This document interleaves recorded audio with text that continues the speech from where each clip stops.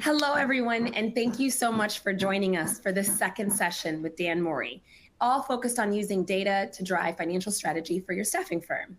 My name is Kendra Cato, and I lead the Strategic Partnerships Program at Advanced Partners.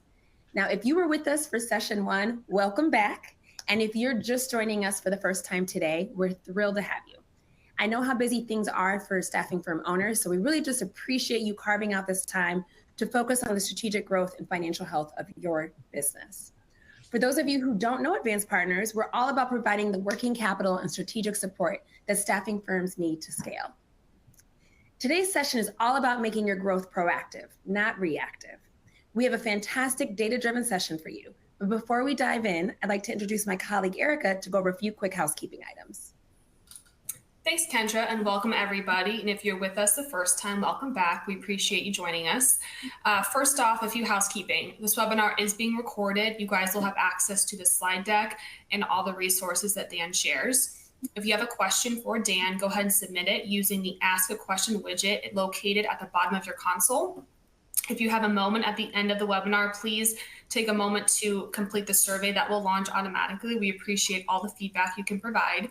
And lastly, if you have any technical issues, go ahead and use the help widget shaped like a question mark located at the bottom of your console. Back to you, Kendra. All right, perfect. Thanks, Erica. Now let's get into why we're here today. In our last session, we talked about cash flow being the lifeblood of your company. Well, today we're tackling how to fuel that lifeblood to strategically grow your business, not just keep it running, right? And there is truly no one better to break this down from a data perspective than our guest today, Dan Mori.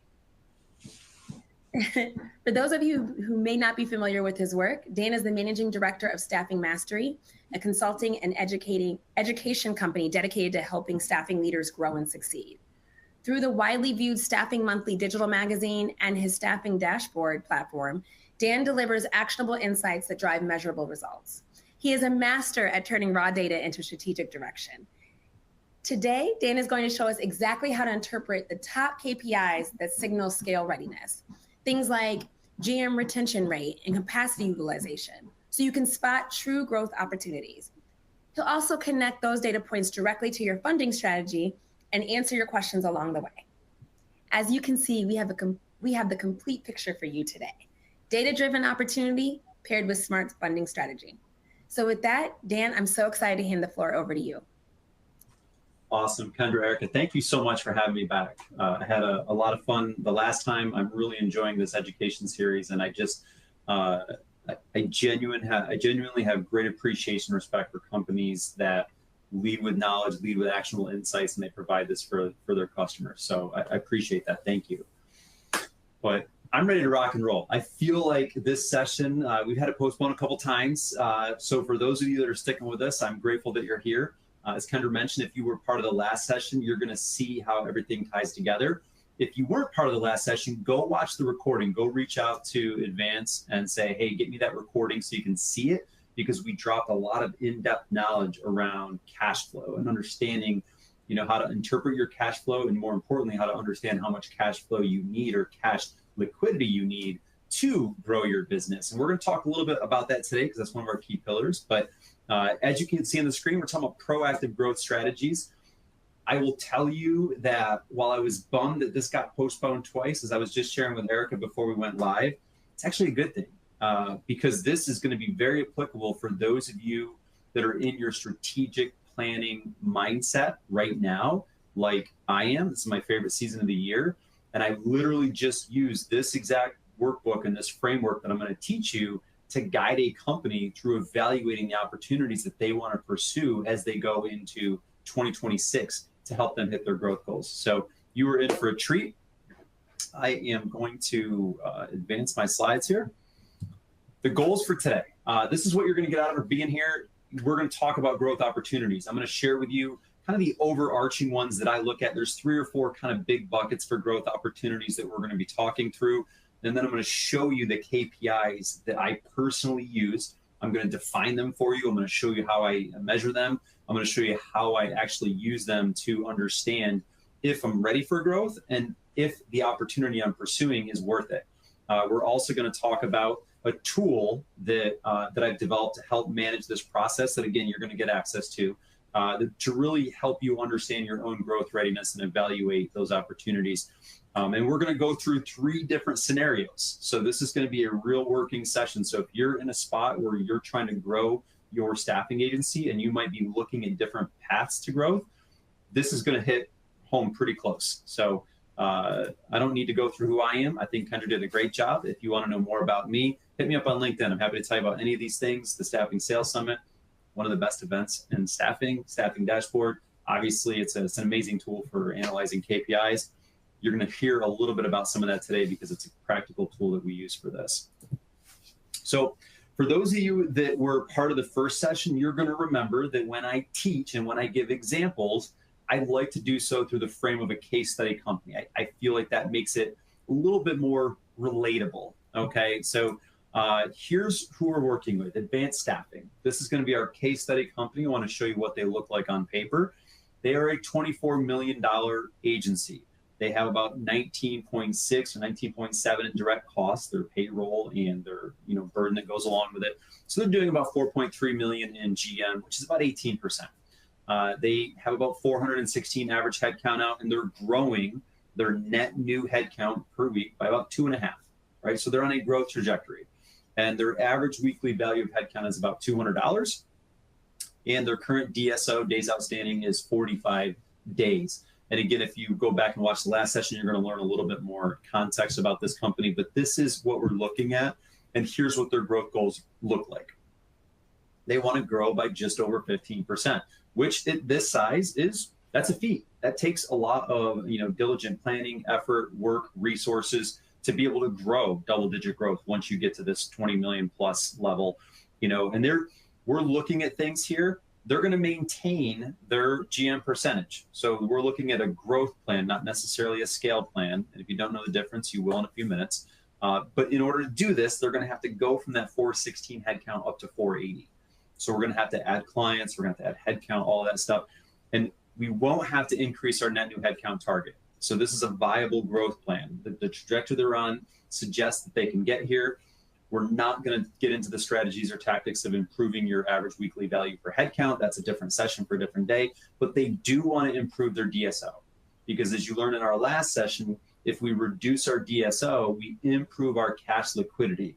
And if we improve our cash liquidity, we're going to give ourselves more opportunity to pursue growth opportunities, right? It is one of our pillars, which we're going to get into shortly. So this is our case study company. This is who we're going to be referencing as we go through today's session. It's who we referenced in the last session, and it likely will come up in the third part that you're going to hear about in Q1. So growth opportunities. Everyone talks about, I want to grow, right? And there's a number of ways to do this, right? There's a lot of different ways to grow. But for the sake of strategic planning and today's webinar, I'm going to talk about 4 key buckets, okay? The first growth bucket, the first growth opportunity we're going to be talking about or referencing is an acquisition. Some people say, hey, I want to acquire another company, and we're going to talk about that. And what does that look like? I've personally acquired a handful of companies, so this is something I can speak to, pretty strongly. I have bias towards this. I think it's a very effective way to grow. I've done so successfully. I've also bought some companies that didn't work out so well. And you're going to hear about one of those stories in just a little bit. So that's one way. The next way is maybe you want to open up an organic branch. Maybe acquiring a company isn't really the best option for you, but maybe you say, hey, I want to open up a new branch in a new location, right? And there's some different strategies you could do to pursue that. Maybe you follow a client, maybe you got a big client, they've got a location somewhere else and the relationship is strong and you go to that new market. There's different strategies you can use, but ultimately it's the opening a new organic office growth opportunity, right? The third bucket we're going to look at is doubling down, just existing branch growth. What would it take to invest in just growing a current branch? And I will say, this is often the most overlooked growth strategy, believe it or not, because people, for some reason, owners, leaders, when I look at it, they've never, I shouldn't say that, they rarely apply the same growth approach that they would with an acquisition or opening up an organic office to create a budget, an investment budget to grow an existing office. But it is a very viable solution, and sometimes it's the best one. So that's the third bucket, is just what would it take if we just put our resources into growing our existing branches? And the fourth one is really going a new line of business. We're going to get into something that's different than what we currently do. And this could be a different discipline. So if you're in, light industrial and you want to go to skilled labor, maybe, that's kind of tangential. But this could be something like, maybe a VMS play. You say, hey, I really want to get into offering a VMS solution and offer that to the clients. Maybe that's your strategy. It's a different business unit that you're offering. That is a growth opportunity. So when I talk about these, most opportunities that you're going to be evaluating in your company is going to fall in one of these four buckets, right? And that's what we're going to be looking at. How do we evaluate these today? So this is something that I have to tell you is really important that I've learned in my time scaling a staffing agency, owner operator. I've sat in the seats that you're sitting in. I've had to do strategic planning. I've had to make bets. I've had to take risks. I've taken swings at the plate, and I've knocked that out of the park, and I've certainly whiffed. And you're going to hear some of those stories today. But what I've learned is that the windows of growth are limited, and they're often very short. They're not open very long. So I've learned this process that if you are able to act quickly, and this will determine how much you can benefit from the opportunity, right? So I look at the four phases. So if you're not ready and you don't act, meaning you just kind of stay status quo, you don't do anything, eventually growth will stall and you'll start to see decline set in. Like that's just the life of business, right? That's the life cycle. They always say you're either growing or you're dying. That's true, especially in this business. So if you're not ready, you don't act, nothing happens, you don't grow. You'll eventually start to decline.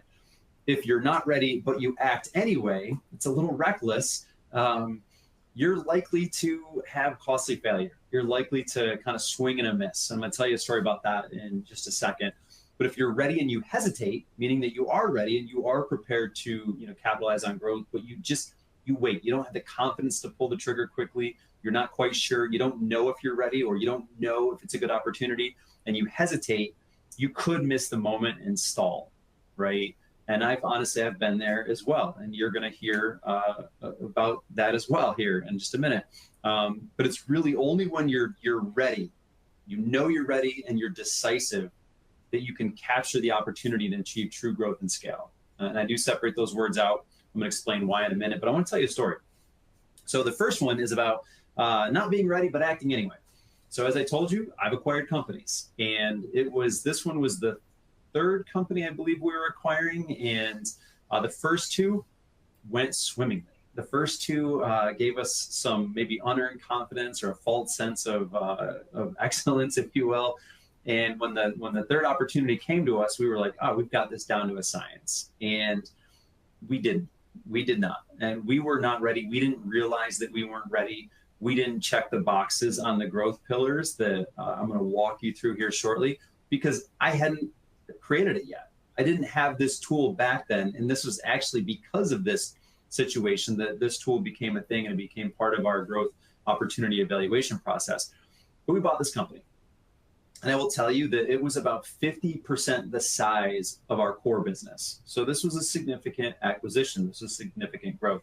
And we got in there and we started trying to get our heads around it. And it was a nightmare. It was hemorrhaging money. We thought we could lean things out and, basically start making it profitable. We looked at all the opportunities, we kind of had rose-colored glasses on. But it wasn't that long before we got into it that almost all of our company resources were literally going to try to stop the bleeding on this acquisition. And it was starting to bring the entire company down. So it was literally like we just took on a sinking ship and it was just dragging everything with it. And in this time, I'll characterize this a little bit, they had about 50% of their business was located in the New York City metro, right? And then the other 50% of their business was actually distributed throughout the US, okay? So just to give you a concept, that's gonna come into play here in a second about being ready but hesitating. So we were trying to salvage this New York City business, and it was taking every resource we had. It put our company into a position where we actually had to let our people go. We actually had a marketing team, and we're like, oh, it's like a luxury. So we actually got rid of our marketing department. We had to let some managers go. They were like middle management. Like we had to tighten the belt because we made a bad decision. And I will tell you that there were times within the 1-2 years during this acquisition that went horribly wrong, that we thought it was going to sink the entire company, right? And that's no place that you ever want to be. So when we were doing this kind of post-mortem audit, we recognized that we missed some signs. We recognized areas that we weren't actually ready. And then once we did this kind of backwards looking evaluation, we realized that even if we were ready, it really wasn't a great opportunity for us. So we were not ready. We acted anyway, and it cost probably all in all millions of dollars, right? And I don't know about you, I don't know who all is on this call today, but I will tell you millions of dollars is, it's not a little bit of money, right? It's hurtful. So that's a situation where I wish we would have been ready and then not acted. But it was the other way around and it hurt. That being said, let me tell you about the same situation, the same acquisition. There was a ready but hesitate that came out of it. That business that I told you, the 50% that was distributed throughout the country, this presented an amazing opportunity in Dallas. There was a large client that actually had a national footprint. They had a headquarter in Dallas, and they were like, hey, we could give you more business, but you have to have a location in Dallas.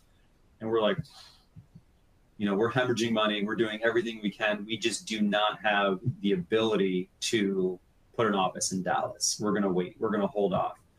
And then ultimately what happened is that window of opportunity closed. They gave that business and the broader national business to a company that had locations in Dallas and some of their other cities.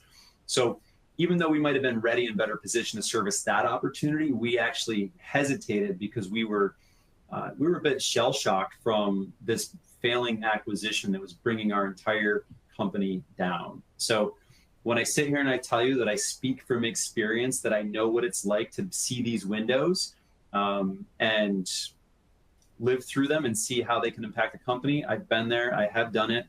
I will tell you another acquisition that we actually did years later presented another opportunity back in Dallas. And we're like, and because we learned from our mistakes, because we had these tools, we said, you know what, this makes sense to put an office in Dallas. So we were able to do that and capitalize on that. But it was because we were ready. We knew how to get ready. We knew how to determine if we were ready, and we were decisive because we were able to use these tools from our lessons learned from past acquisitions. So I share all this with let you know that there's a lot of growth opportunities out there, and if you're feeling like stuck, like you don't believe that, or that doesn't seem like it is for you, I'm happy to chat with you about it. But there's a lot of growth opportunities out there, but you have to be ready and you have to know it's the right opportunity, and those two things have to collide at the same time. So now, as we're talking about knowing if it's a good opportunity or knowing if you're ready, there's some pillars that we're going to get to, but important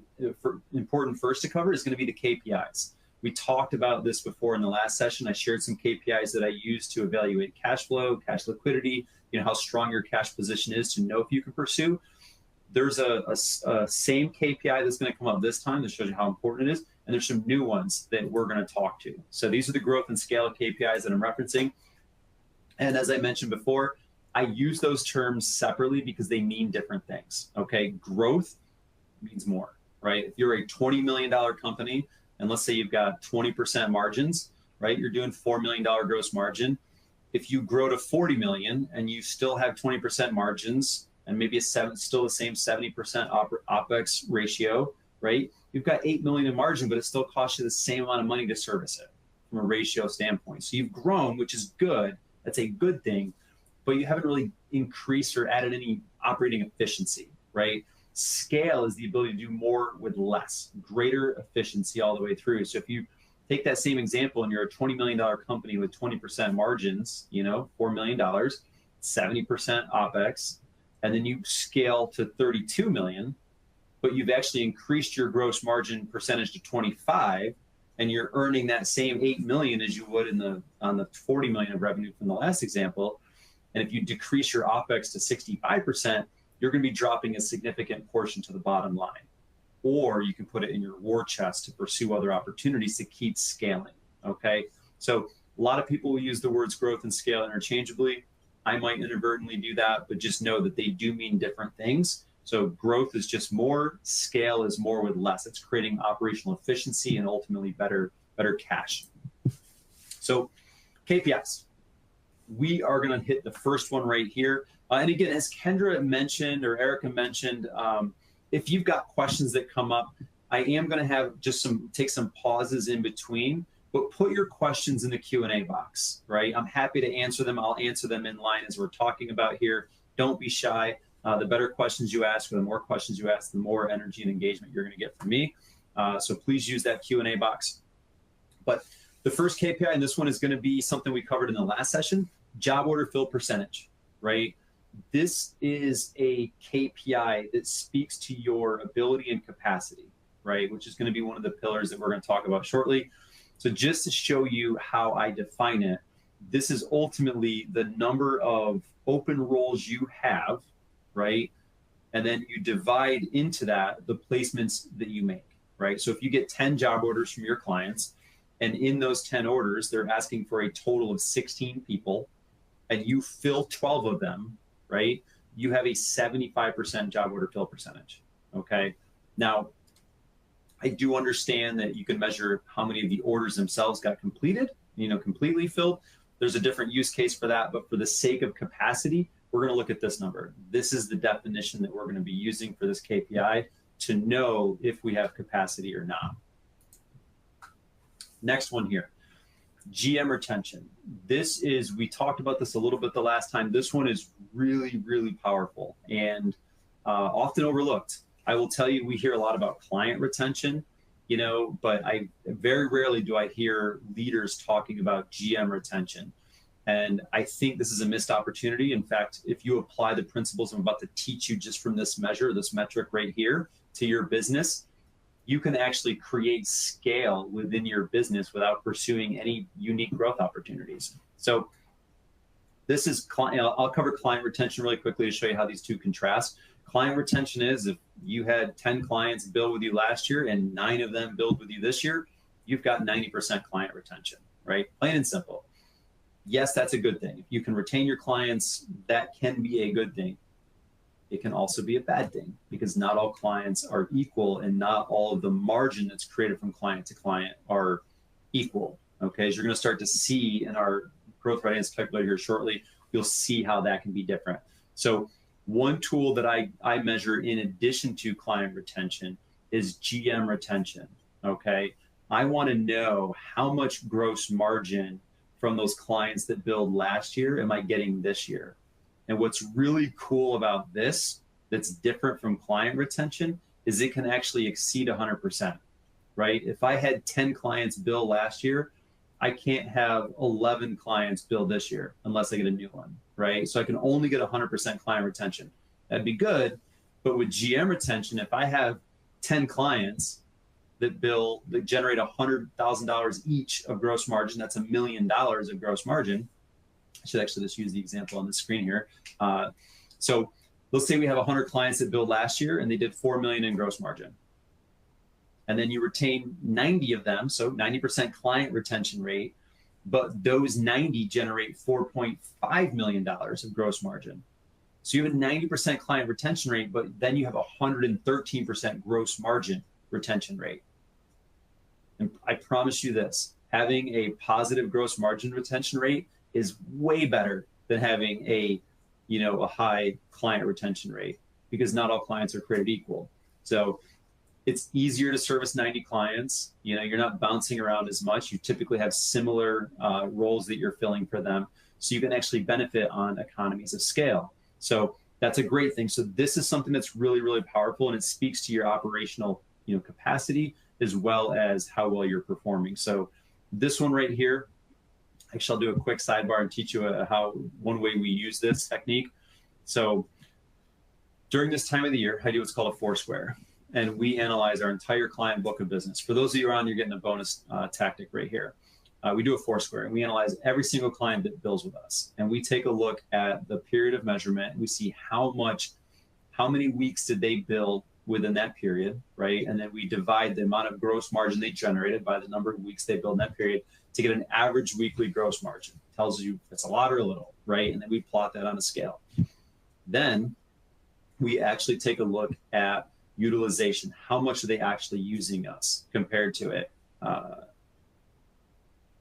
great question, Debbie. I'll get to that in just a second.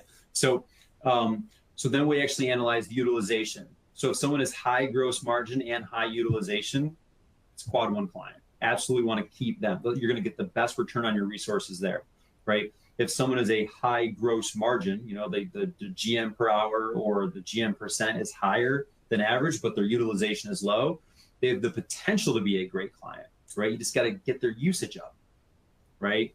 If their usage is up, but their GM is low, again, they've got the potential to be a great client. You just got to get their GM percentage or their GM dollar amount per hour up, right? And those are two different tactics that you can use. But on the inverse, if you have lower than average gross margin and lower than average utilization, that's not a good client. And you're going to get a negative return on resources. So when I'm using this tool, what I'm looking to do is remove as many clients from quad 4 as possible. Sometimes I'm bumping them up into the, you know, the higher margin, low usage, or higher usage, low margin, one of those other quadrants, and I'm getting them out of quad 4. But sometimes I'm stopping to do business with them because I'm not getting a good return on those resources. So when I do that, I'm focusing on retaining the margin from my good clients and getting rid of my not so good clients. Okay, so that's a way that I actually will actively try to increase my GM retention while prioritizing it over client retention. I got a question coming in. Thank you for submitting it. Please, again, keep these things coming in. The question is typically while calculating the GM and staffing, do we include the payroll taxes also? My answer is yes. So two terms, and I don't have them on the screen here, but two terms that you'll often hear is spread, and you'll hear gross margin or gross profit, right? Spread is purely the difference between your bill rate and your pay rate. That's the spread. Includes no burden, includes none of the taxes, none of that stuff. Gross margin, gross profit does include those things. I consider those direct costs, right? So if you put someone at your pay rate is 20, and then you have another $2 of burden with taxes and unemployment and workers' comp or whatever, and your bill rate is 30 for sake of argument, you have a $10 spread, but an $8 gross margin. So hopefully that answers that. Keep those questions coming. I love the Q&A piece of this. Next, we're gonna talk about capacity. This one, I can't put the formula and all that stuff on the screen because it's actually a little bit more complicated and I don't want to lose anybody in a webinar. However, the tool I'm going to show you is going to show you how this is done.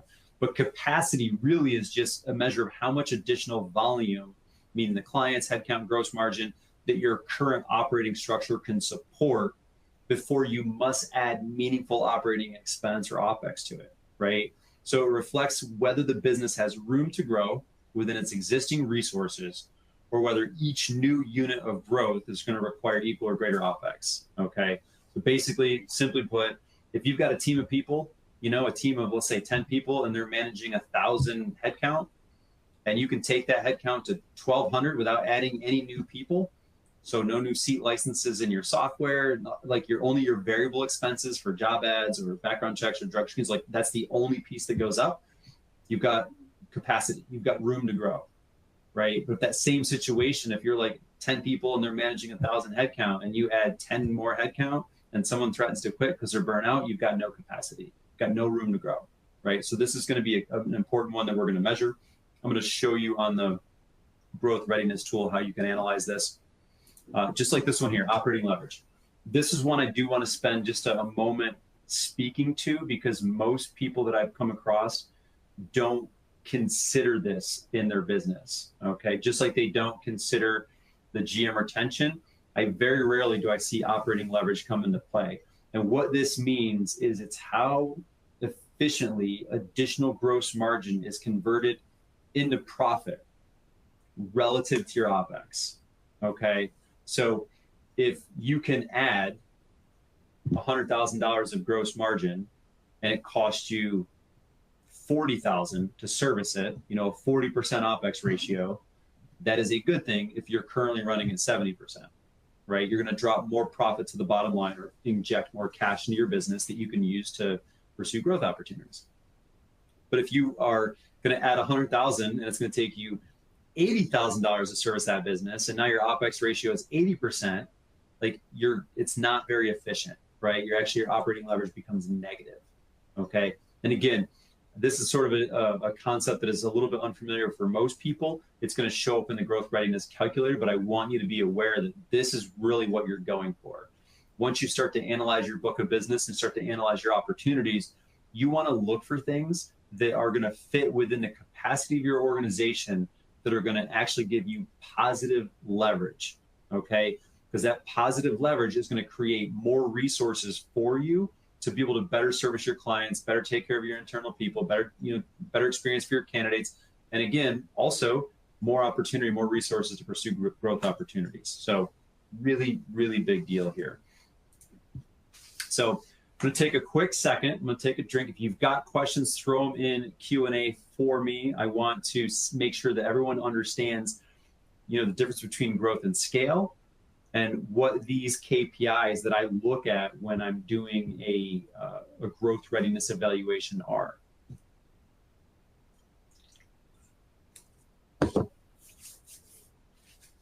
All right. Any other questions come up, just please throw them in here. So understanding growth readiness. When I talk about growth readiness, there's 4 pillars that I think every organization needs to evaluate and get crystal clear on where they stand without bias to determine if they're truly ready or not.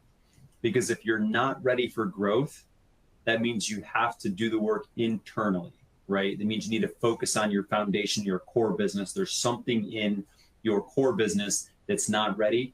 Focus on improving that and get ready, and then go out and pursue the new opportunities, okay? So this is just a quick snapshot of the screen that I'm going to show you, the Excel file that I'm going to show you in a second. But before I do, I want to teach these pillars of growth readiness, and then we're going to switch over to the Excel sheet. I'm going to walk you through some scenarios. Again, you will get the entire Excel sheet that we have. So first and foremost, you cannot grow a company unless you grow your people. And you cannot grow your people unless you have strong leadership that actually creates a strong culture, that has a clear strategy, there's accountability, they've got direction, that great North Star vision, right? And they've got the ability to develop the people, right? This is the greatest constraint to growth, guaranteed. There is no greater constraint to your own growth than the limitations of your leadership. If you don't have strong leadership, they cannot develop the people. They cannot clearly execute a strategy. Plain and simple. This leads people, if you have a limitation with your leadership, this generally leads to being unready and acting on opportunity, right? Which will lead to catastrophic failure. So this is a major pillar of growth. It needs to be evaluated. The good news is this is one that can be improved. This is not a fixed number. This can be dynamic. There's things that you can do to increase the lid of the leadership, the limitations or the capacity of the leadership. The second pillar is capacity. We've talked about this one a little bit, but ultimately this is really the ability for your team, systems, and infrastructure to take on and deliver new business without compromising the quality or performance. So how much capacity do you have to grow without adding significant resources to that growth or without sacrificing your quality or performance, right? And part of this that you're going to be evaluating your capacity is you're going to be looking at things like job order fill percentage. If that starts to dip, maybe performance is slipping, maybe capacity is starting to be constrained, right? If you start getting, QA complaints from your clients talking about the quality of candidates, that could be a sign that maybe your capacity is not quite there. So if it takes you longer to fill orders, that's performance. Maybe the capacity is strained. So this is one that's really, really important that you have to be constantly taking the pull on, or taking the temperature on every single quarter. And again, we're going to walk through this. Next one is operating leverage, right? Like, you want to look at this. This is a pillar of growth. If you have strong operating leverage, meaning that you are operating within a solid financial model, then your model creates efficiency in your finances, then this is going to be giving you positive operating leverage, okay? This is the ability to grow your revenue faster than expenses. So if I can add $10 million of gross margin, but I don't grow that gross margin I don't grow the OpEx to support that margin at the same rate that I'm currently doing, that's operating leverage, okay? And again, you're going to see how this plays out here shortly. And the last one is funding. With no money, there's no mission. Doesn't matter how great the opportunity is, if you don't have the cash necessary to service the opportunity, you can't capture it, plain and simple. This one is probably the most cut and dry. You saw a lot of this in the first series when we were talking about how do you actually evaluate your cash position? How do you know how much you need? That was a prerequisite for some of the stuff that you're going to see next. But this is really, really important. If you do not have the money, you will not scale, guaranteed. So there's a lot of different ways to actually get the money. If you're starting out and you're on a fast growth track, getting a funding partner. That's the way that we scaled really quickly, is because we said, you know what, we're going to use somebody else's money, because the benefit or the return on the resources that we're going to get from that far outweighs the cost of that money, right? So we were able to use funding partners to scale really fast. There's other ways. You can create operating efficiency, so you can actually generate more profit within your business, right? What's really cool is that doesn't have to replace the other. Like, you can start to pair it all together and actually pursue bigger opportunities and actually expedite your scale. So, but with no money, there's no mission. So these are the 4 pillars of growth that we are going to walk through on the growth readiness calculator. One thing I want to show, though, as you're doing these things, I'm going to show this Excel sheet here in just a second, but as you're tracking these things and measuring them, I would be remiss if I didn't tell you that using a tool, any tool, doesn't have to be staffing dashboard like you're seeing on the screen, but using a tool that's automatically going to be monitoring your KPIs to let you know that if you're in range or not, kind of the red green that we do, is going to be so important. Because, as I said, these windows are often small and you have to be decisive and act, and you have to have the level of confidence to be able to act. If you don't have a solid tool that you're using to track your performance against your KPIs to measure some of these things, then it might take you longer. And right now, the name of the game is staffing kind of evolves, is it's going to be speed. Agencies have to operate a lot faster here. So I'm going to share my screen and walk you through the growth readiness calculator. If you got questions, still send them out here as we're doing this. I know this is going to be a robust calculator that I'm going to show you.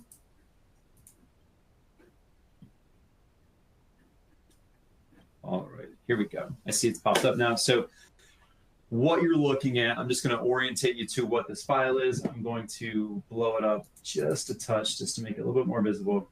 So this is what I call the growth readiness calculator. Again, Erica and Kendra and the folks at Advance will get you this exact file.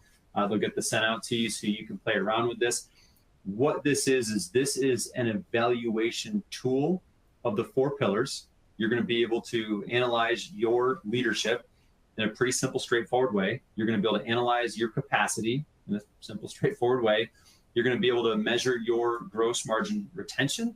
You're going to be looking at your operating leverage calculator to determine what opportunities create better operating leverage. You'll be able to assess how much funding or cash you will need to pursue opportunities. And then at the end, it's all going to roll up into sort of a go, no-go dashboard that will tell you where are you ready, where are you not ready, and it will also tell you which opportunities are better, right, than others. So this is the whole calculator. I'm just going to walk you through some of the kind of the logistics pages. What you're looking at here is settings. Okay, so right now you see these metrics over here, things like leadership total score, GM retention rate, job order filled, turnover. These are the categories that support the rest of the calculator. These are going to be your green, yellow, red, min maxes. Okay, this is where you would customize this a little bit. You can say, hey, if my GM retention rate is a different range than we're going to talk about today, you can change it to fit what you think defines good for you. And you can change these things in here. It will carry through the rest of the calculator. If you're not quite sure about this and you're like, I don't really understand this, I would leave them alone and then just reach out to me. And I'm happy to jump on a call and kind of walk you through how to custom tailor this just for your agency. But that's all this is. These are really just the settings that you can customize that will help you with the rest of the calculator. The grading tab, this is really just guidance, okay? As we get into analyzing leadership and capacity, right, there's things that you're going to have to grade on a 1 to 5 scale. So I want to be as, it's a blend of objectivity and subjectivity. So the objectivity just gives you your guardrails, you know, like as an example, you know, what does a 1 mean for validate a strategic plan? You know, we've got no written plan. Okay, that tells you what 1 is. What is a 5? It's a documented company-wide plan that links ICP and UVP to the markets, to our offers, to our capacity. that's buttoned up, right? That's world class. That's a 5. So you're going to fall somewhere between those two things. You either have a really strong, well done plan, or you don't have a plan, and then somewhere in between. So it just gives you the guidance of what this means.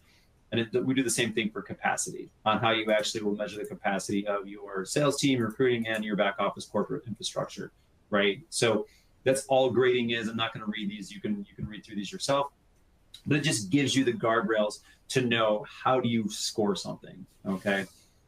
The first pillar, leadership. This is going to be so important for you to be unbiased. And if you don't feel like you're the best person to grade yourself, that's okay.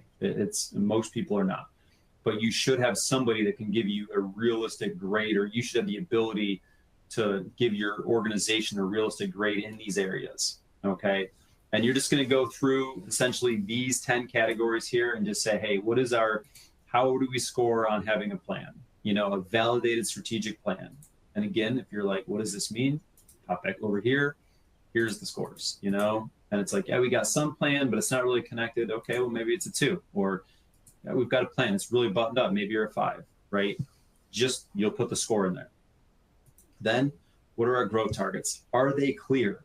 Do the people in the organization know what they are? Do you know what every branch, every desk, every person has to do from a billing client, headcount, gross margin? Does everyone understand their contributions or no? Right? Somewhere in between there, you're going to have to rank this, and you're just going to score it. Same thing with leadership capacity. So this is a little different than operational capacity, but this is, even leaders have limitations. Sometimes they're working on too much. They're managing too many people. They're managing too many projects, right? Their bandwidth is stretched. Sometimes they're limited by their own capabilities, right? Some leaders have extensive training, and they've been professionally trained. They've grown up through organizations, and they've got a lot of real life experience. Other leaders have really only been the founder of their own agency, and they just sort of rose along as the company's gone up, right? And they might have less capabilities. So you have to think about what is the leadership capacity. And this takes a really honest assessment. Again, if you're like, okay, what does this mean? You just come over here and say, okay, if our leaders are stuck firefighting, and their span, like the control is just too large, meaning they're just managing too much stuff. If they're making slow decisions and there's like no succession or coaching cadence, like there's just not any of that really going on, you've got a low leadership score, right? But if you've got leaders that have strong bandwidth for strategy and coaching, and they know what they're working on and they can manage it all, and there's like the succession plan, meaning that like, okay, if we start to grow and this leader gets taken in this area, we've got someone on the bench that can step in and take over the overflow, good org chart management. If they're making fast data-driven decisions, they're doing regular one-on-ones, documented action plans. Again, world-class behavior, that's a 5, right? You got capacity, you got good capability there. So you'll just go through, and then you'll rank this on however you see these things fit. What are your talent pipelines internally? What are your operational processes? Do you have strong SOPs? Do you got workflows? Or are you just sort of making it up as you go along, and it's different every time? What's your financial discipline? Like, do you have forecasts? Do you have budgets? How well are you with your cash management? Are you using tools like, staffing dashboard to be giving you dynamic forecasts every single week to show you where you're going to end up? Are you taking that dynamic forecast and applying it to your budget to say, hey, I've got to make some changes to stay profitable? Are you looking at your P&L on a regular basis to say, hey, how are we managing our cash? Right? This is a really important resource, and you need to get the best return possible out of it. How disciplined are you in this? What's your technology like? Client quality focus. I give that bonus technique about the 4 square. Are you focused on serving the best clients, right? And getting the best margins that make the most sense to give you the resources necessary to give them the best service? And do they fit with your ICP, your ideal client profile, right? Or are you servicing clients outside of this makeup? Right? What's the culture and engagement of your organization? How would you rank these things? And as you change these, just to show you, it's dynamic.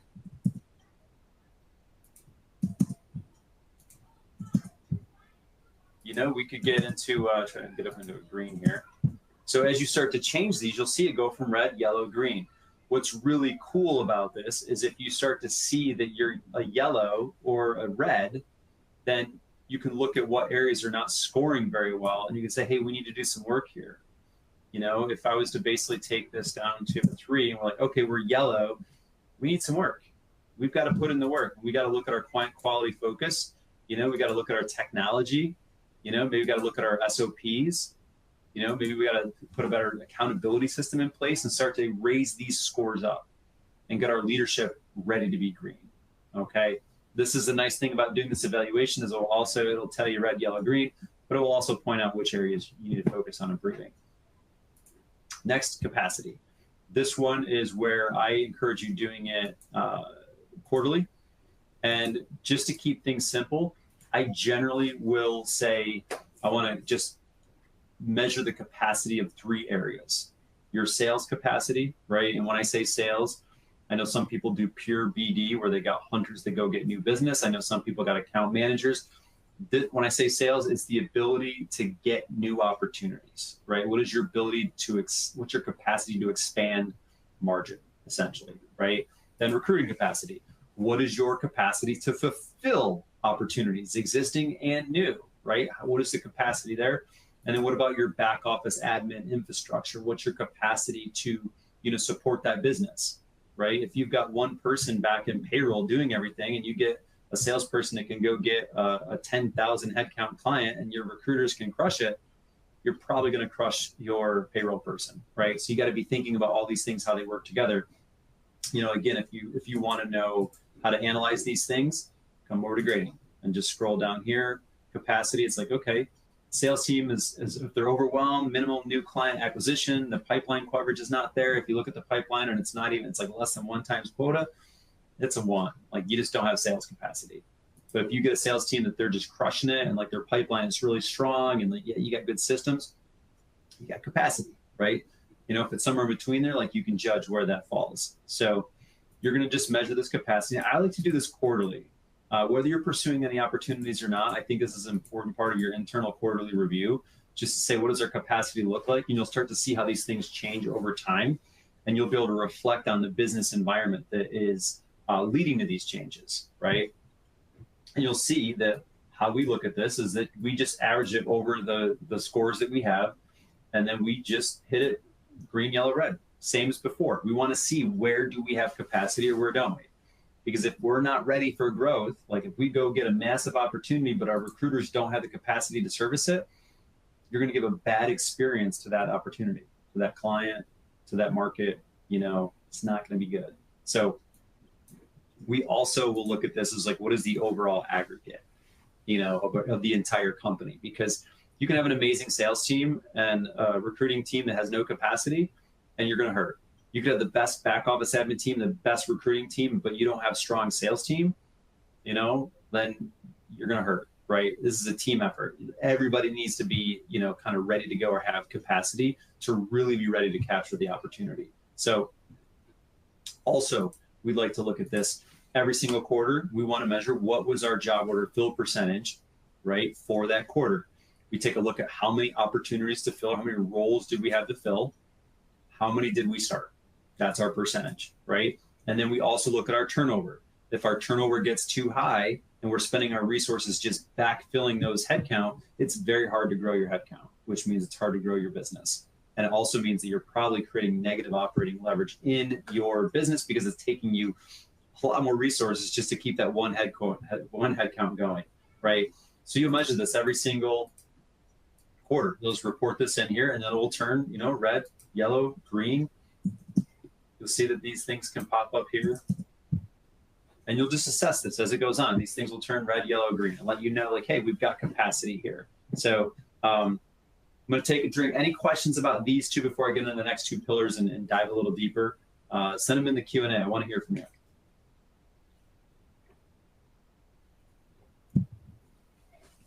All right. So the next 2 that we're going to get to speak to really operation performance, right? So when we talk about GM retention, I'm going to show you this tool. You're going to get this so you can plug in your information, but let me just show you how it works. Basically, you got your year that you acquired the business, right? You got your client ID name. They're just numbered sequentially for this example here. You can see how the years go down looks over the last few years.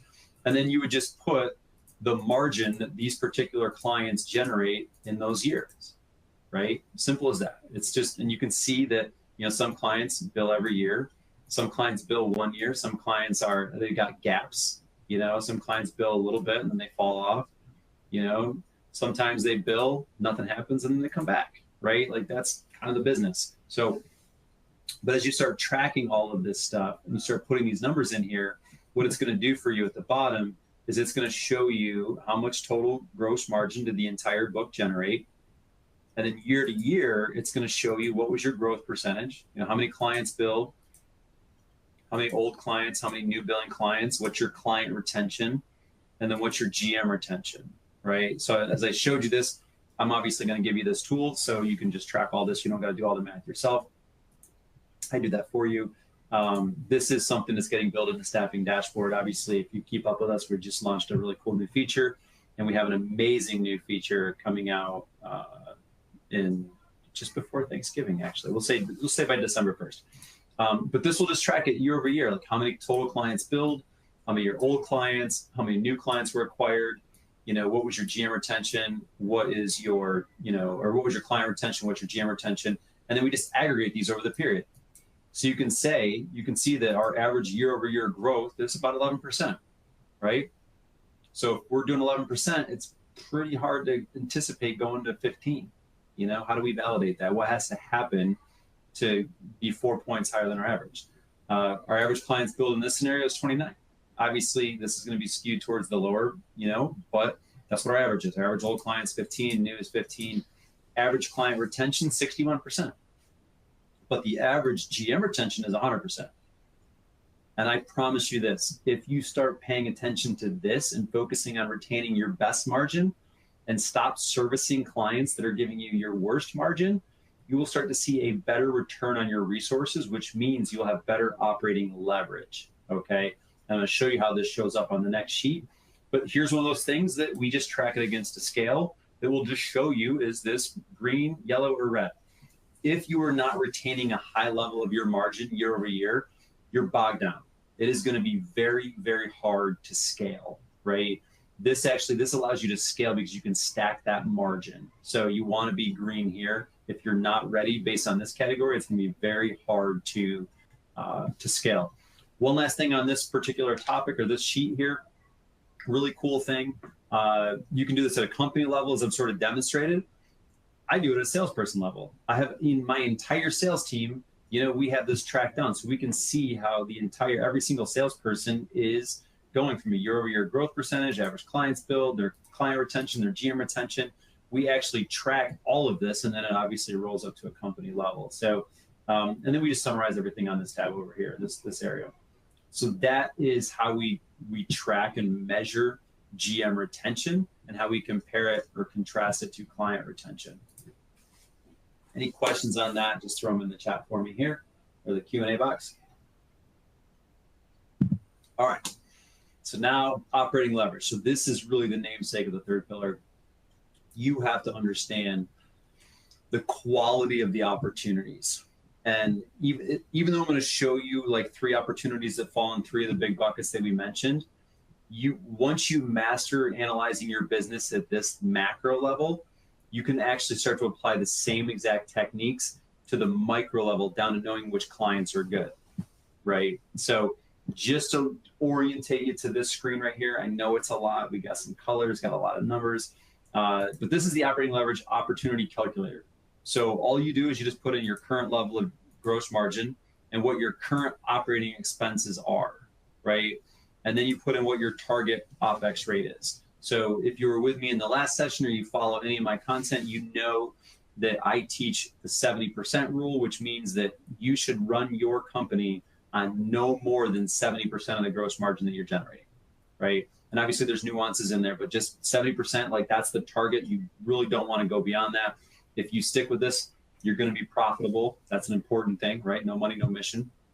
So what we do is this is our target. And then we just actually measure what's the current OpEx. And this is just looking at this 3 million divided into this 4.3 million gross margin, right? Pretty close, just under, so we're great, right? That's a good thing. We've got a little bit of operational cushion here, okay? So the next thing we're going to look at is we're going to start to evaluate the opportunities, right? And we're going to see which one gives us positive operating leverage and which ones don't. So the first one, we're going to talk about an acquisition. These are always exciting. These are really exciting. I don't know if you've done an acquisition like I have. I always get fired up. I get really excited about this because it's like big swings, you know, big high upside. So let's just say that we're looking to acquire XYZ Staffing. This is going to be an acquisition. And they literally they're a $25 million company, right? So we're talking about doubling the size. We're going from 25 to 50 million, right? This is amazing. If you're a leader and you're like, I'm going to be a $50 million company, that's exciting, right? Revenue is always the vanity metric, and it's really cool to sort of brag about that, you know? It's like, hey, and we can increase our gross margin by 5 million. You know, we can increase it's going to take an increase of our OpEx by 3.5, which is going to take our GM to 9.3 million. That's exciting. That's going to take our OpEx to 6.5. So now the OpEx rate goes up to 69.8. Well, if our current 69.5, you can see that the delta between the two is 0.2.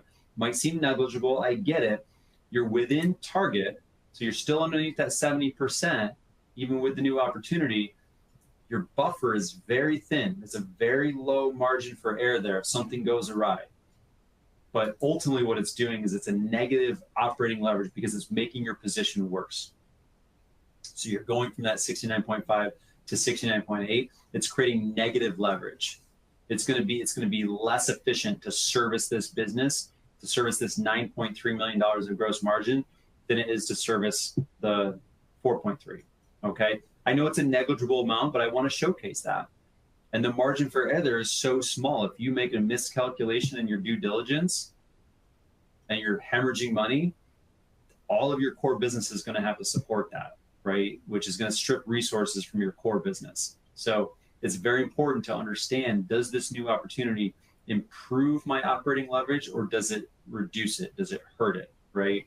So in this scenario here, it's actually negative. And if it's negative, it's red. Like you should not be pursuing opportunities that are hurting your position.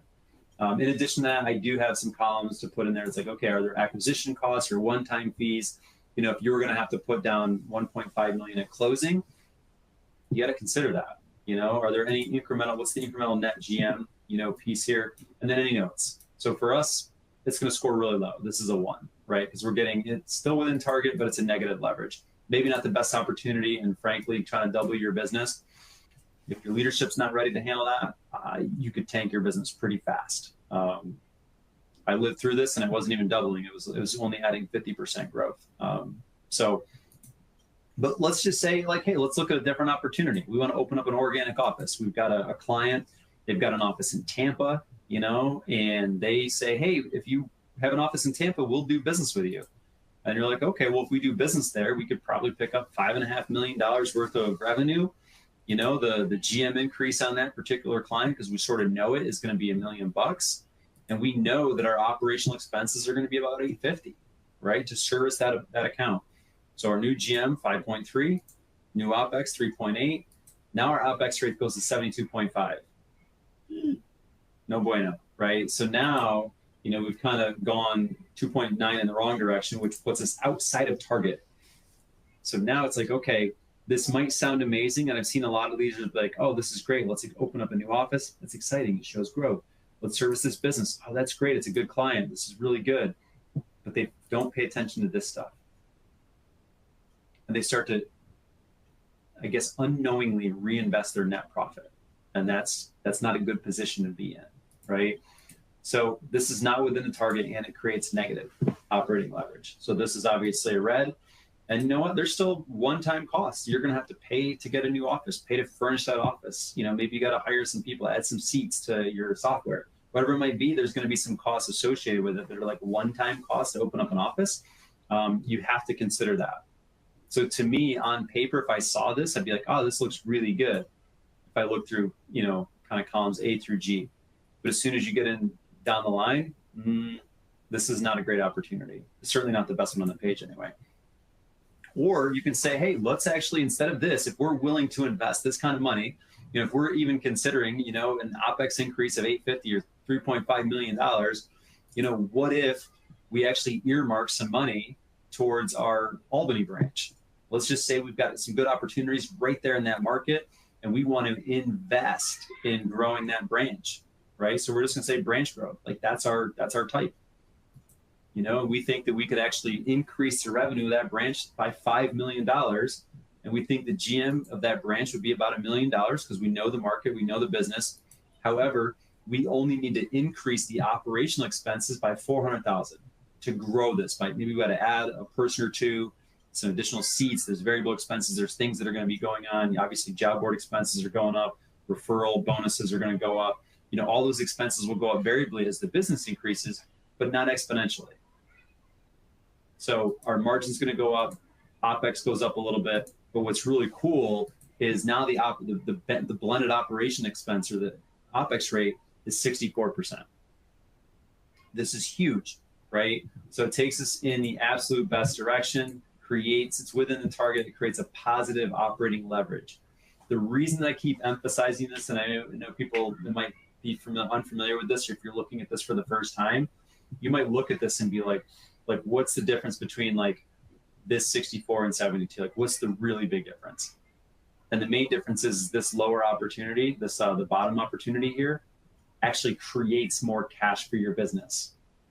And that cash can be deployed a lot of different ways, right? You can invest it into more branch growth. You could invest it into opening that Tampa office once the numbers make a little bit more sense. You can put it towards a better acquisition in the future. You can buy a boat. I don't really care what you do with your money, right? But it's better money. So when you look at this, you evaluate this all the way across. And obviously growing your current office, probably not a lot of one-time costs because you've already got the infrastructure already there, so it's going to have a great increase on your net margins, okay? So that's how we take a look at opportunities, and you can fill this sheet up. You can say open up different offices, acquire different companies, grow existing branches. What are your best branches that are top performers? What do they look like? You could even say, hey, I want to put an underperforming branch on here and say, hey, if I was to invest in an underperforming branch versus putting that money into a top performing branch, what opportunity is better for me, right? And you can evaluate those things to see what is best for your company and what's going to create more efficient margin. Right? More efficient margin, better operating leverage means more profits. So, and again, no money, no mission. So the more money we make, the stronger our mission is going to be. Any questions on this before I jump over to the fourth pillar in the funding tab and show you how these things play together?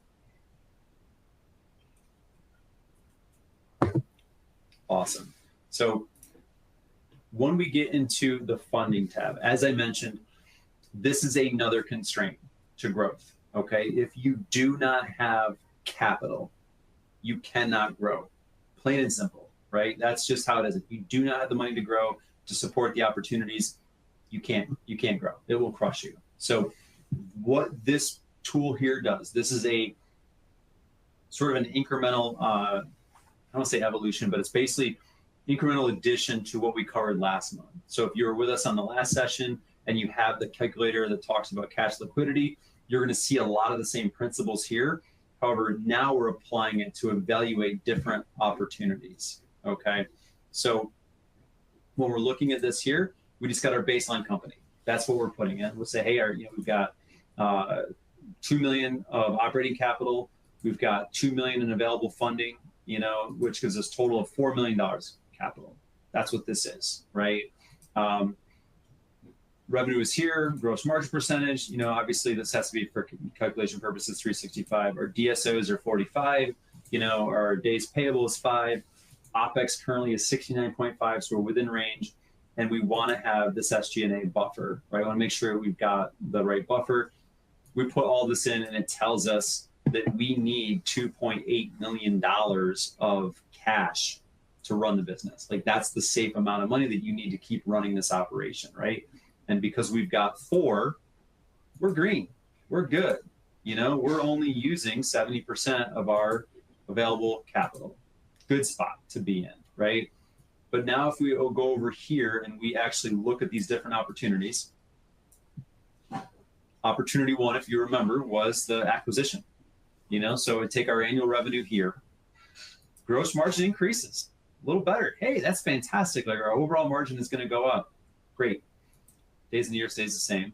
And let's just say that we looked at this business and it actually also improves our DSO. You might look at this, and if you remember the goals, one of the goals for our growth was to get our DSO from 45 to 40, say, hey, this is going to hit this goal. Two really strong positives for doing this acquisition. Our overall gross margin is going to go up. Our DSO is going to go down, so we're going to be making more money, right? DPO stays the same, but it's like, okay, but our OpEx is actually going to go the wrong direction.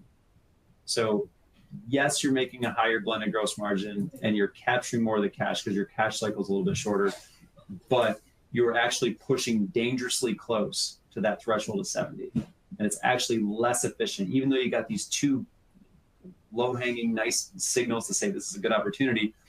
It's not so good. It's not as efficient, right? So not to say you got to say no to it, but you have to look at it and say, are there ways that I could change this? Are there things that I could legitimately do to reduce the operation expenses? And at least now you know how much of a delta that you're trying to solve for.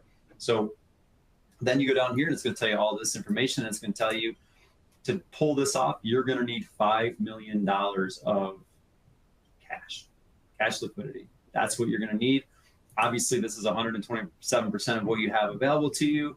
So that would be problematic, And again, it's red. So if nothing changed, it's a no, right? But if you look at this and you're like, hey, this makes a ton of sense. Like getting this DSO is good. Getting this gross margin is worth it. I'm going to figure out what OpEx I can actually strip out or optimize to stay at least the same. So it's a neutral leverage position. And then, maybe you get a funding partner like Advance that will basically do the carry. They'll say, hey, yeah, as long as you're going to grow and we've got good opportunities and you're paying attention to your DSO and this is going in the right direction, we got you covered, right? And you can go to a partner that will actually give you that cover. And this becomes a good opportunity then. But without those pieces in place, this is a no-go.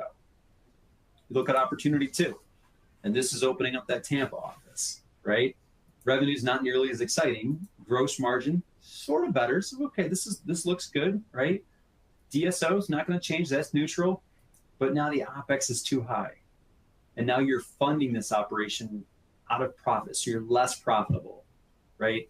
From a dollar amount standpoint, you're going to make more profit, but from a percentage, it goes down. And that just means your profit margins get thinner, less likely to buffer turbulence in the economy, the market, and you got to buy a smaller boat. So, but this will tell you all of these numbers down here, and it will tell you this is how much liquidity that you would need or cash available you would need to fund this operation. And it's 86% of your available cash. To me, it's a little bit thin. Like I don't like to be extended that close to my total cash. And kind of the main reason why is because if a huge opportunity came into play and you didn't have enough cash to pursue that, that's awful. Again, not trying to be overly, commercial for Advance, but if you get a partner like that, funding partner, they can help alleviate that. But the point I'm trying to make is when you're evaluating these opportunities, you see these red or green. If something shows up red, you can try to improve it before you pursue it.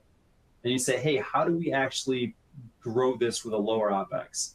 Or, hey, we've got that cash on hand, but we're going to need to have a resource to make sure that we can go beyond that 4 million and get this within range. How do we do that?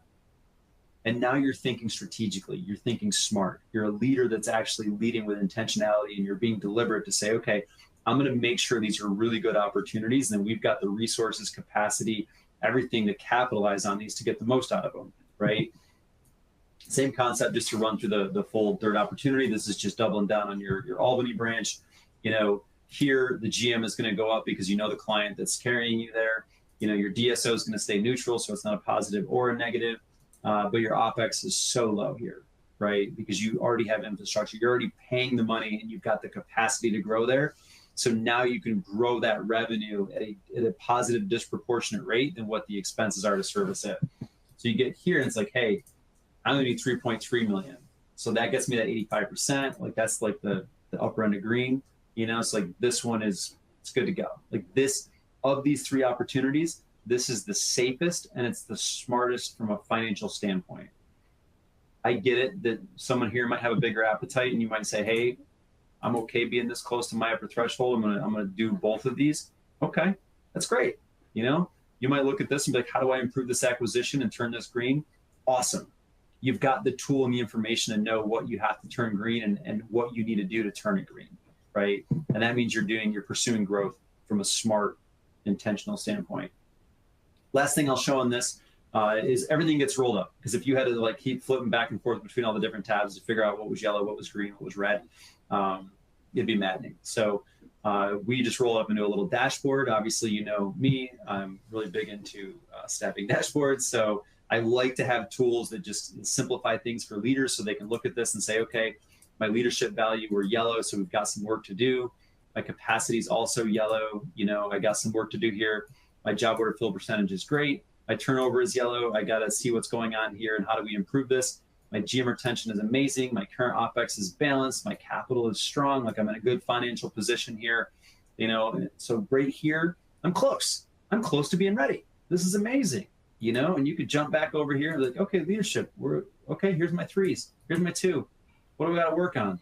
You know, and it's like, how do I get my from 2 to 4? Boom. If I can get this technology from 2 to 4, we're green. We're good to go. So it helps you just jump back and see, how do I improve here? What do I got to do from a capacity standpoint? How do I turn all these green? Because when these are all green, you're ready. You're ready for growth. You've got everything lined up. You're ready to go. And then down here, it just summarizes your opportunities. Just shows you, hey, this is what's happening with your leverage. You know, this one introduces negative leverage, so it's actually less efficient cash. You know, this one is negative. These are red. If it's negative, don't pursue it.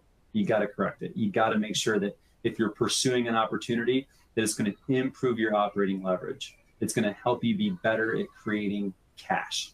Right? That's what we're talking about. So if we're analyzing these 3 opportunities, again, 3 of the 4, acquisition, organic office, branch growth, or a new business line, like getting in a VMS or something like that, you would evaluate this and say, which one gives me the best opportunity? Which one's going to be most efficient at creating cash, right? So that's how I would look at this. This is how we use this tool.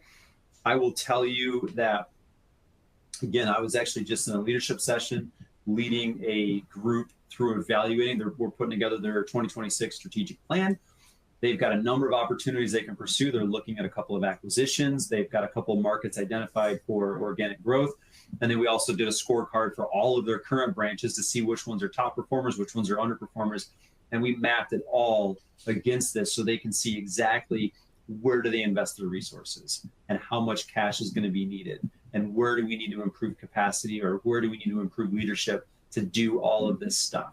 So that helps them know which opportunities are the good ones, which ones do you just say no to, kind of in the poker world, you muck your cards and you move on, you know, and that way they've got clarity. Now they've got a strong strategic plan pursuing growth opportunities. They're best positioned to capitalize on those opportunities, which means they're more likely to be successful hitting their growth and scale targets. So any questions on this? While I take another drink of water and before I switch my screen back over to the slides.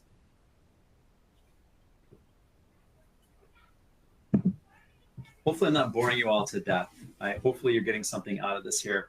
I geek out on this stuff. I'm a strategic planner. I'm a data guy. So I'm going to stop sharing here and get back to the slides here. I'm going to assume that you can see my slides. I can't see them anymore, but so now we went through this. We planned for growth. We evaluated the opportunities. I showed you how to do all of these things. So now I'm going to give you some homework, okay? Because if you know me, you know that I really focus on actionable insights. So I want to show you how to take what we've learned today and apply it to your business, okay? And then we will, again, I'll hang out for a few more minutes if you want to add questions into the chat or the Q&A box here. So the first homework, right? So right now we're in Q4. You know, we're about 1 month into Q4. You should be in your strategic planning. You should be thinking about what did I accomplish this year as as it relates to my goal. Am I going to hit my target at the end of the year or not? If I'm not, why not? What happened, right? Do I have momentum going into next year? And then you're going to want to start building your strategic plan for next year. And you're going to be looking at things like, people development, system development, processes, new tools, technology, pursuit of opportunities. You're going to be analyzing all of these things, right? None of it you won't be able to hit anything exactly how you intend if you don't have strong leadership. It's just the way it is. It's John Maxwell characterized it excellent in his book, The 21 Irrefutable Laws of Leadership, The Law of the Lid. Organization can only grow to the lid of the leader, right? So you have to assess your leadership to determine if you have constraints here. So what I would encourage you to do in this time, homework, sit down and think about the leadership of your organization and truly go through the questions, and ask yourself, do we have a validated strategic plan? Is it aligned? Do we align our ICP with our unique value proposition? Do we connect the dots? Is it well documented? Is it communicated to the organization, right? Do we have clear growth targets? Does everybody know what they need to contribute in order to be successful, right? Our leadership, do they have capacity? Do they have the capabilities? Like, truly assess these things. What's our accountability system? Like, how are we actually checking our progress? Weekly, monthly, is it KPI reviews? You're using staffing dashboard. Are you logging in weekly to see, are you turning your tiles red or green? How are you tracking? What does your dynamic forecast look like? Do you have an accountability system to make sure that you're doing everything you can to hit your goals? What does your talent pipelines look like as far as your internal? Like, do you have strong salespeople? And are you actually have salespeople in the pipeline that you could hire? What about recruiters? The teammate, like, how strong is that? That's going to speak to your capacity. What's your operational processes? Are they well documented, or do you just sort of make it up as you go along? Do you rely on institutional knowledge that could leave the building if someone leaves, right? Be assessing these things. What's your financial discipline? How's your technology? Are you doing the 4 square technique to make sure that you're only focusing on the most quality clients? Or are you diverting a disproportionate amount of resources to the squeaky wheel? I had a leader tell me that the other day when I was looking at their business, and I said, why are we spending so much of our resources servicing this client? They're not in your top quadrants. And I said, well, they're the squeaky wheel. Squeaky wheel gets the oil. Well, you know what? In my world, the squeaky wheel gets replaced, right? Go get a new wheel. So be thinking about that. Look at your culture and engagement.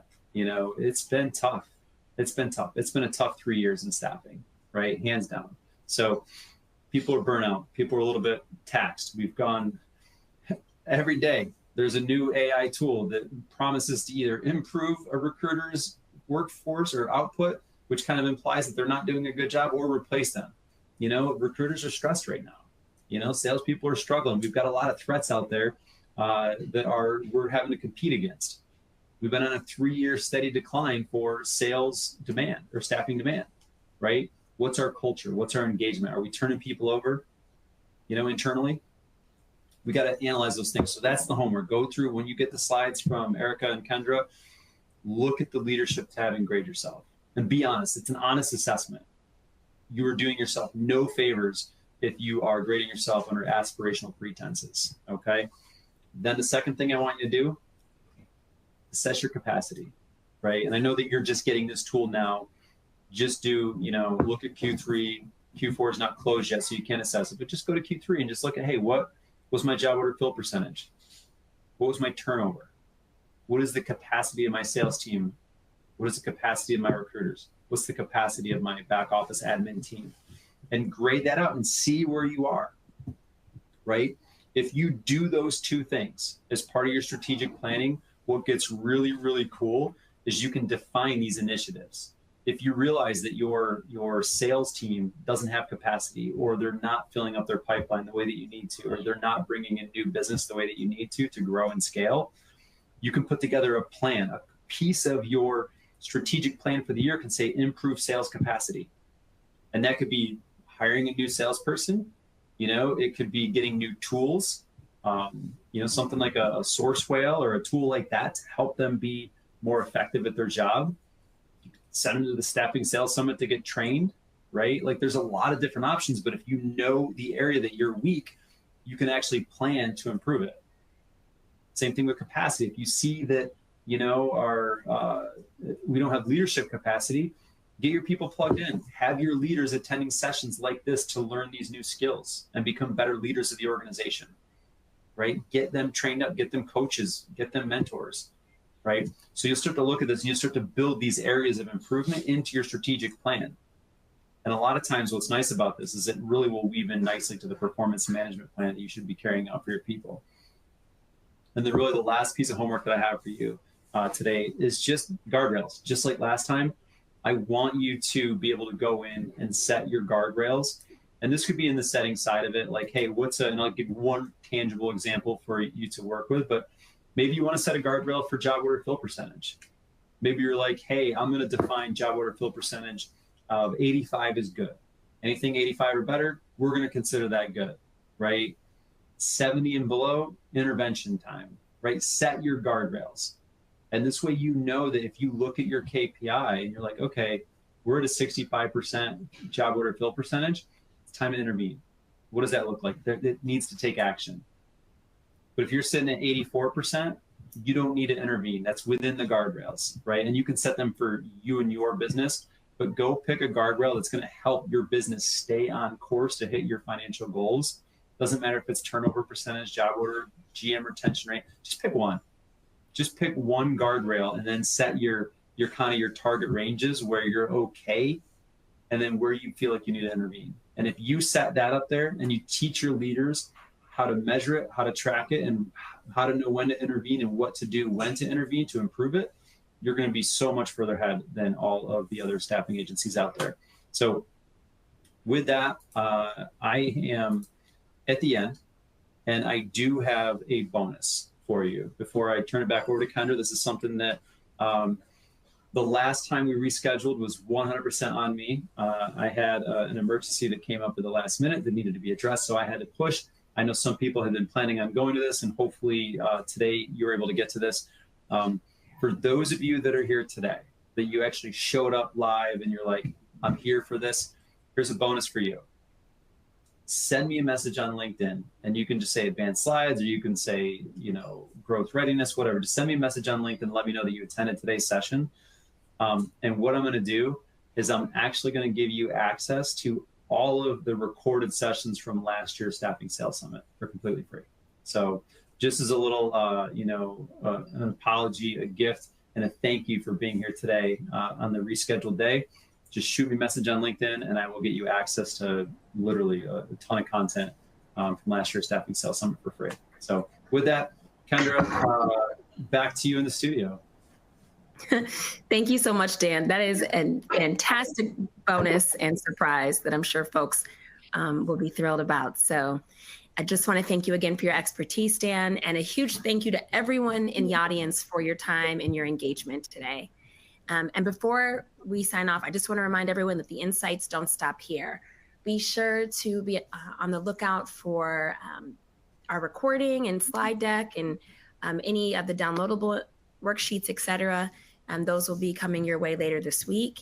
And, connect with us. Connect with us on LinkedIn. Like Dan said, connect with Dan, connect with myself. And we plan to continue to put out events like this and welcome your feedback. So please do not hesitate to share. But on behalf of all of us at Advanced Partners, have a fantastic rest of your day. Awesome. See you, everybody.